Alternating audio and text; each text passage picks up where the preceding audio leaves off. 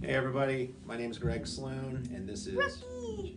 and thanks for joining us for another episode of Drum Power. This is our new YouTube channel, and we're trying to help you with everything we can think of in order to become a better drummer.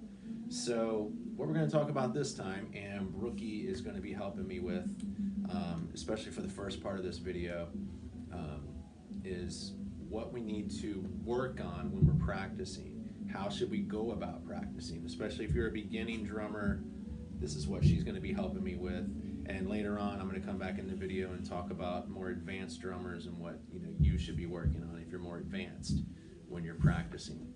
But let's first talk about beginning drummers or drummers that have just been playing for a year or two, getting to the more intermediate level, beginner and intermediate at that point. So I think the first thing that's most important is consistency of practice. Something Brooke's got to work on, right? We got to practice a little more consistently. But when you're young and you have a lot of things going on, your schedules are crazy. I know a lot of the young kids out there, you play a lot of sports, and of course you're busy with school and stuff like that. But the more consistent you can practice, the better you're going to be, and the faster you're going to get there. So that would be the first thing I would recommend is, as much as you possibly can, try to get consistent practice. I always have new students and their parents will ask me, how often should I practice and how long should I practice? And I always answer it the same way. The consistency of your practice, especially when you're starting out, is more important than how long you're practicing when you're practicing.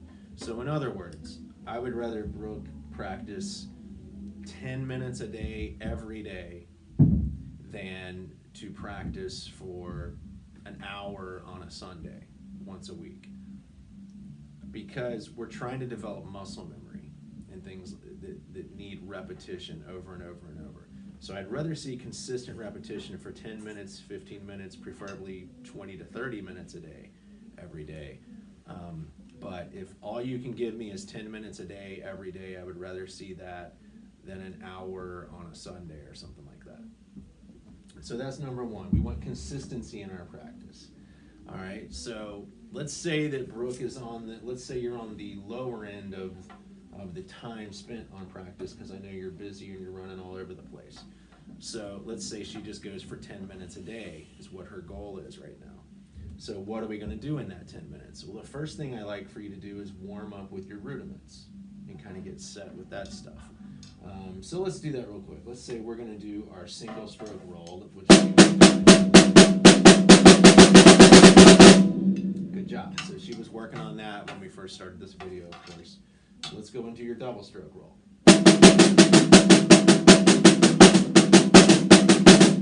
Very good. And let's do paradiddle.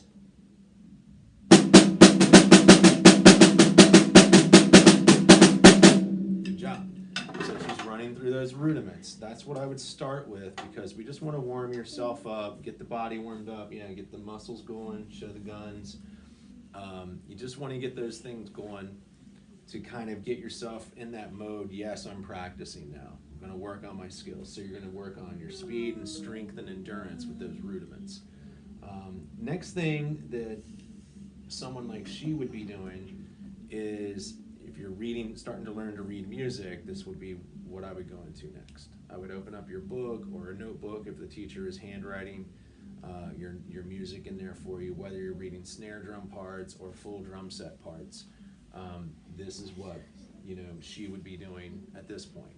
She is in the realistic rock book that was written by Carmen Appice, and she's just now getting to the 16th notes in that book, where you're keeping the steady eighth notes on your hi-hat and you're mixing 16th notes in with the snare drum and bass drum. So that would be the next thing she would do. She would just play through those beats. Then after that, what I'd like to see her do, and we'll demonstrate it for a few seconds here. Let's put the headphones on you. All right, so we put headphones on. I like to use these studio quality headphones. These are Vic Firth headphones. I believe these were designed by Rod Morgenstein, another great drummer. Check him out on YouTube if you don't know who he is. Left-handed drummer, really, really talented player. So we'll put these headphones on. and you find a song that you want to play with, and you're going to use your ears and just try to play with that song. So go ahead and try to play a basic beat with this song here for a few seconds. We'll demonstrate this.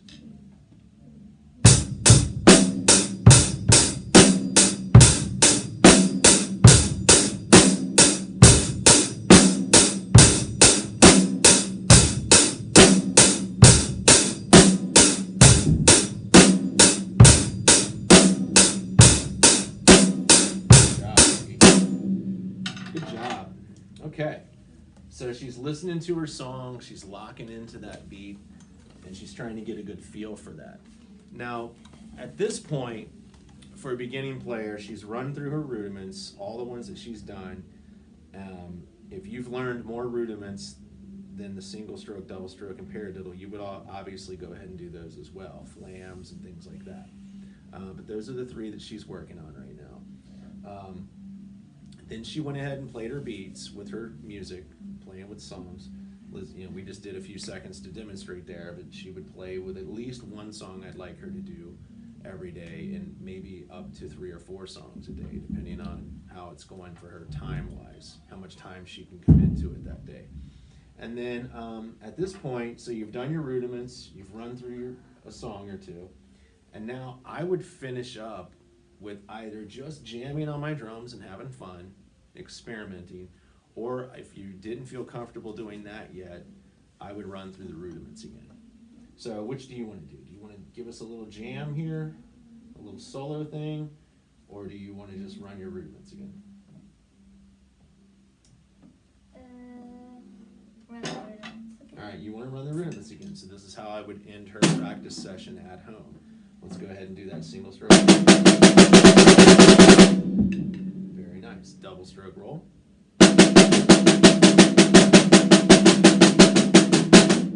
Very good. And paradiddle.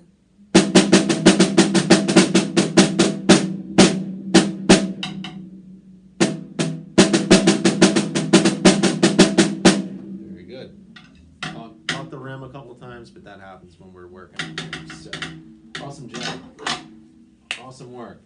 Okay, so I'll be right back with you to go over some things you would be working on in practice if you're more advanced or really advanced even on this instrument, things that you should be working on to practice. All right, say goodbye to them for now, Brookie. Okay, so we were just working with Brookie, and we were talking about what we think is important as far as practice goes when you're a younger or just a beginning drummer. Doesn't matter what your age is, but if you're a beginning drummer, that consistency of practice is the most important thing. So try to do it every day, at least for 10 minutes when you're just starting out. If you can do it more and you want to do it more, by all means, do it. The more you play, the better you're going to get. But that consistency of practice is so important. You have to keep developing that muscle memory in everything you're trying to do on this instrument. So what about, we've been playing for a couple of years, we're getting pretty fast, we're getting pretty strong on the drums, our sight reading's getting better, we're learning to read all kinds of music. Now what? Now how do we challenge ourselves? Well, the first thing that I think you need to do is spend a lot more time, if you haven't already by this point, spend a lot more time putting those headphones on and playing with music. Really develop your ability to hear music and to play along with music. All kinds of music. So don't just get bored with one genre. If you love playing the hard rock stuff, put on some funk, put on some jazz, put on some Latin stuff, put on some country stuff. It doesn't matter. Try to play along with everything a little bit. Try to get better at that. What else would we want to do as we're getting better? Well, I think the biggest problem that we run into as drummers when we're getting more advanced on this instrument is we lose sight of the fact that when you're a musician, if you're truly a musician and you're trying to be the best you can possibly be, you understand that the learning never stops. Okay? Here's what I mean by that. I've been playing almost 40 years now, and I'm still discovering new things all the time.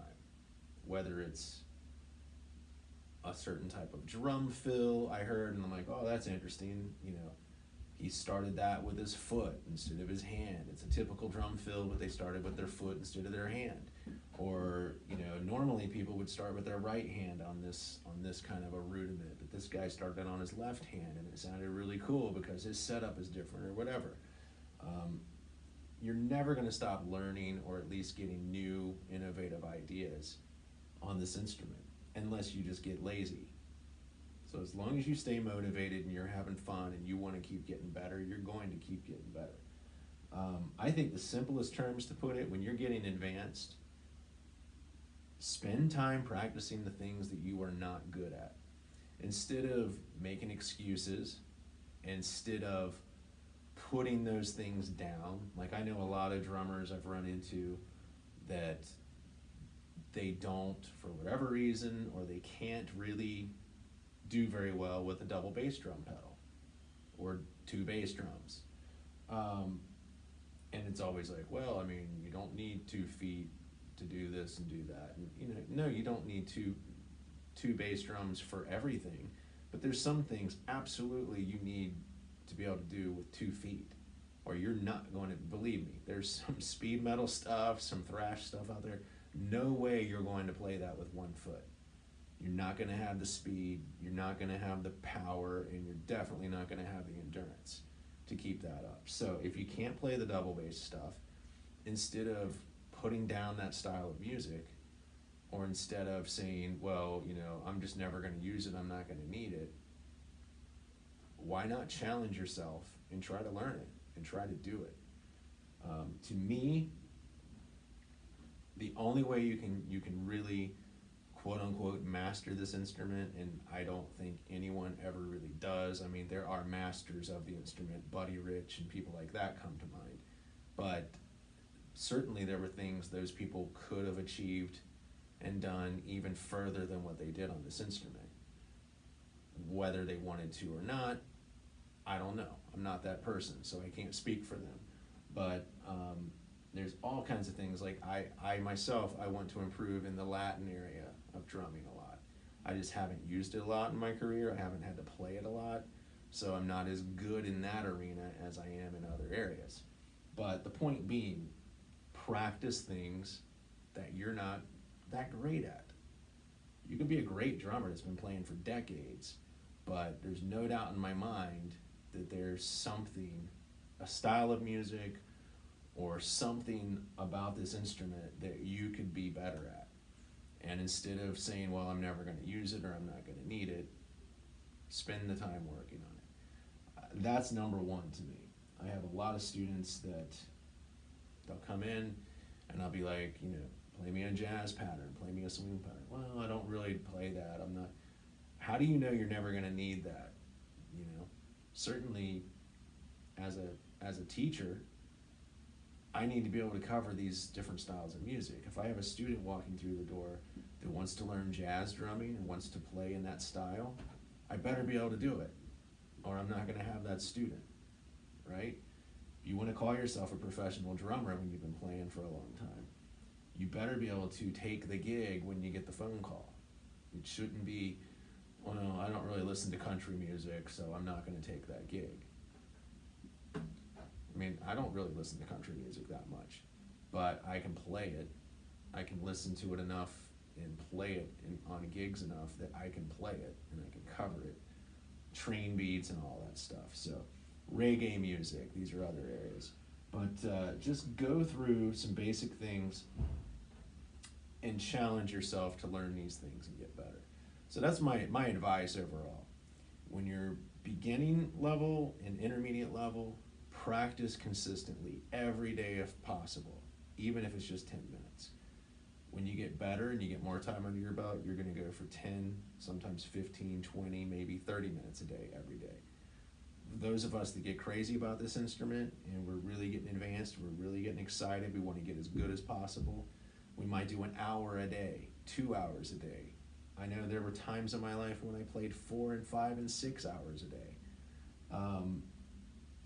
I know a lot of drummers that have done that. But the point is, no matter how good you get, no matter how long you've been playing, there's always going to be something you can challenge yourself with on this instrument that you can use to your advantage to get better. You can say to yourself, I don't really play metal music. I don't really like listening to it.